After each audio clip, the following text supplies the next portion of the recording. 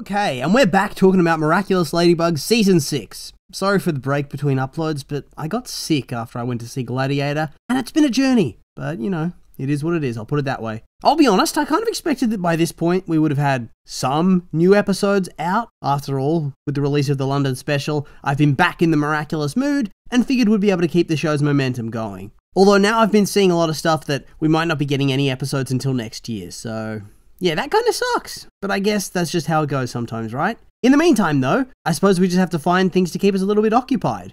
Luckily enough, a fair few days ago now, we got the title releases for all of the episodes of Season 6. So I figured we could go through those today and see what we can piece together from them, as usually there's some sort of hint within the title itself as to what could happen or the themes of the episode. We'll just start in chronological order because that makes the most sense. The first episode is titled Climatiqueen. Now, I don't know about you, but whenever I hear a name that's vaguely involved with the weather, my mind immediately goes to Aurora. We have a new Hawk Moth, so that means I think we can see a lot of the older characters that have been akumatized before be akumatized again, but with a brand new villain look. A new power set and design that more reflects this new Lila era of Miraculous. So I suspect that this will be Aurora. As for the story, actually don't think the story's going to do much here in regards to the villain. This episode's going to be more about reintroducing the world and setting up the new aspects, like their new school. The villain will be more of a background element to that, I suspect. Like I said, I don't expect it to have much overall plot progression or big moments. Episode 1 has to be about resetting everything and getting ready to jump into the bigger episodes down the line.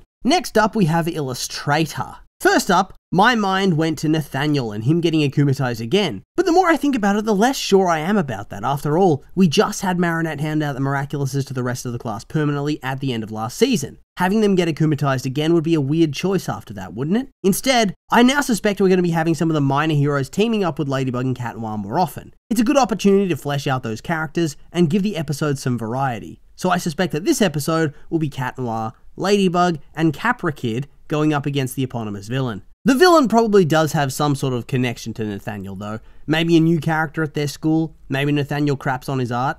He's a bit rude sometimes. And he can have an arc across the episode, realizing he was being a bit of a dick. Not too sure, but it's obvious there's going to be some sort of art connection, and I think in that respect Nathaniel will be involved. We then have Sublimation, which is the power of the rooster. Similarly to the previous episode, I think this will see Mark team up with the Big Two as their ally. It's a very generic title, so not much else you can really add, but I do have a suspicion that this might actually be a big early episode. If you remember early on in Season 5 when Monarch had all the Miraculouses, he was particularly fixated on the rooster because that one had the potential that seemed limitless. Only for the Kwami to then rattle off endless stipulations on its use and its power, not repeating other miraculous abilities, etc, etc. You know, stuff that didn't really even make sense, but I'm not going to get dragged into that argument yet again. Regardless, if I was Lila, I would think that she would take a particular interest in this one. It's been made clear she far exceeds Gabe's capabilities, so she could definitely find uses for it. And unlike other episode names, it doesn't allude to an obvious akumatization. I think there's still going to be one, but there'll be a bigger game at play. From here we go to Daddy Cop. Well, there's only one named cop character in the show, and he's Sabrina's dad, so Daddy Cop will probably be about him getting screwed over in some way, which leads him getting akumatized. It kind of has to be involved with Sabrina as well, because you wouldn't call him Daddy Cop unless being a dad was part of his character motivation when he was akumatized. She's the only child that we know that he has, so maybe she breaks the rules and he gets upset. Maybe he's being overprotective. I also feel like I remember hearing that Chloe's going to return this season. I wouldn't be totally shocked if she turns up in this episode, honestly. That could definitely play a role in it too. Obviously, Miss Hound will team up here with Ladybug and Cat Noir in order to defeat him. Where Papas? Seems like a similar title to Where Dad, where Tom was going nuts when he felt like Cat Noir had broken his daughter's heart. So I suppose in keeping in that theme, there's a good chance it involves Tom once again, getting in his feelings about somebody potentially hurting Marinette. Maybe chuck his dad in there too, as it is Where Papas. So, plural fathers. Maybe there's some misunderstanding with Adrian. Maybe Marinette gets in trouble thanks to some manipulations from Hawkmoth. Hell, it might have nothing to do with that, and it could be some completely different set of characters. We'll have to wait and see. Next we have Sleeping Siren. We know that Siren is that swimmer character Ondine. Her boyfriend is Kim, he's the monkey hero. The plot feels very straightforward here. He'll probably piss her off because he's Kim and that's how he is, and the heroes team up to de-akumatize her. Probably a water-themed episode as well, which will be exciting with the new animation style, I think. I remember earlier episodes that heavily featured underwater segments. They just didn't look all that good. Here, they'll surely want to show it off a little bit, right? El Toro di Piedra, I'm sorry for butchering that. The Stone Bull is up next. This one will surely involve Ivan, as he's the holder of the Miraculous of the Bull. Maybe he's akumatized, but I still think the season will mostly drift away from her classmates being akumatized in favour of having them drop in and out of the hero squad when needed. Feels like a good way to keep the episodes and format fresh. Plus gives them a chance to further flesh out a bunch of the class one at a time, whilst not having Marinette and Adrian take too much of a backseat. Anyway, Ivan's environmentalist, so maybe there's a bullfighter visiting Paris from Spain, or southern France. Maybe he's on a holiday or something, I don't know, and he gets met with an angry Ivan having a protest. That could be an idea. Then we come to Vampagami. Now, I feel like this one's hinting at somewhat of a vampire-inspired villain, right? Beyond that, though, who even knows? I've seen some talk that would involve Kagami, because they both have the army suffix, but so did Optigami, and so I think it's just coincidental. I don't really know how you'd have a vampire-themed character, honestly. Their whole thing is drinking blood. But I just don't think that'd include that kind of thing. The only way I could really see it involving Kagami as well is having it as like a Twilight parody. I feel like she was already getting romantic advice from reading manga, if I recall correctly, so I wouldn't totally put it past her to seek advice from a book series like Twilight or some other such crap. Felix is in danger here. That would be a funny premise for sure. Maybe it'll just be some joke character though, who doesn't like garlic or something and they get akumatized because they eat some. I don't know, make it Chris or something. Mr. Agrest is next. Well, the only Mr. Agrest we've previously known was Gabe, so I suspect this is an episode dealing with the aftermath of that, right? The lingering after effects of that storyline?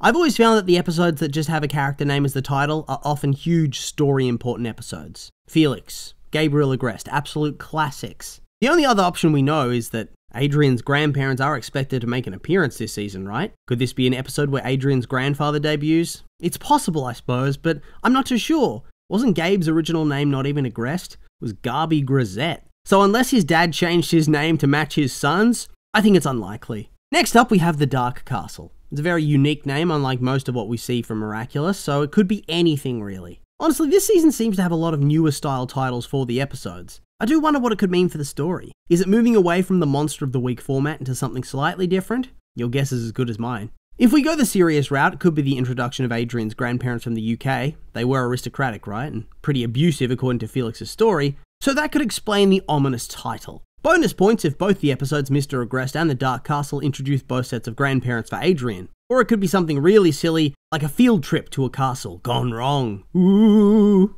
Then we go to Revelator. Revelator makes me think of a revelation. Probably something's going to be revealed in this episode. Maybe the truth about Gabe? But history dictates that this is a bit early for something like that. I know in the description of the season it says something along the lines of, our heroes are about to experience a school year full of emotions and revelations, so something has to be revealed. Maybe I'm just not giving the show enough credit. It just feels like a big thing. I assume somebody will be akumatized to get the job done, but I've no idea who. Following that we have Reckless Driver. I don't know, it seems to be what it says on the tin. I guess somebody's going to get a road ticket because they're a dangerous driver, and they'll get akumatized. Not every episode's going to be a big hitter. Could be a cool down episode from some big plot progression too. Having rewatched Gigantitan recently, I have to say that sometimes these simple episodes can be a lot of fun though. Yuxi Gozen is up next, and I think this one's a bit more clear as to what it's going to involve. Surely this one's going to be a fresh variant on the Kagami's mum gets akumatized storyline. I mean, the naming scheme to me ensures that this is the most likely scenario we're dealing with. I wonder if we're going to get a Lila and Tomoe team up at some point in the future. If they haven't from the beginning of the akumatization, I'm sure they'll tease it at the end of the episode. I wouldn't really put it past Tomoe to have some crazy technological gadget that can track where Lila's base is, purely from being akumatized, and then she just knocks on her door like, surprise, bitch.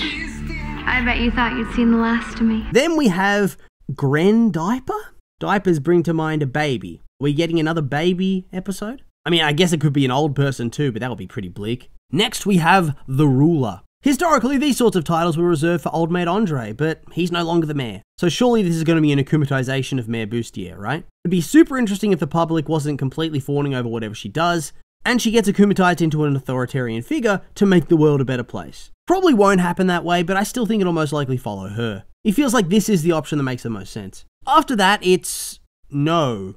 Noe?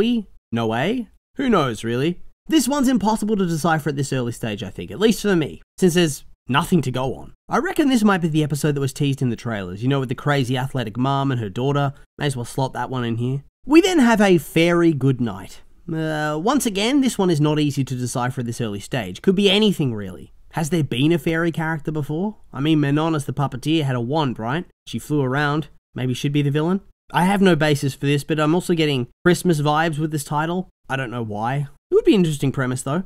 The Dirtifiers are up next. Almost certainly has to be kids, right? Kids who are dirty, make a mess, get in trouble. Maybe Alia's siblings. Maybe all of the kid characters we know. Who knows? Maybe Alia's sisters and Chris to get the big 4 heroes to team up. That'll be a lot of fun, I think, actually. Very nostalgic. Next up, we have the Italian word for regeneration. Why didn't I say the actual title? Because I don't need to make myself look like a bigger disaster by butchering a beautiful language, do I? Apparently this will be episode 150, so I kind of expected it to be a decently big one. Isn't Lila/Cerise supposed to be Italian? I assume it'll be something key there. For a double woozy, isn't Andre the Ice Cream Man also Italian? What I would give for that team up. The absolute state of the fandom, if that was the case. Heart fixers next, maybe a Valentine's Day themed character. Somebody got rejected or saw somebody get heartbroken so they get akumatized to fix it. That's the best I got for now. Although looking at the previous episode, I do wonder if this will be dealing with a big aftermath from some Lila shenanigans. Feelings are going to get hurt big time, it seems. Could be something, could be nothing. In case you haven't picked it up by this point, I'm a major flip-flopper of opinions and a fence-sitter.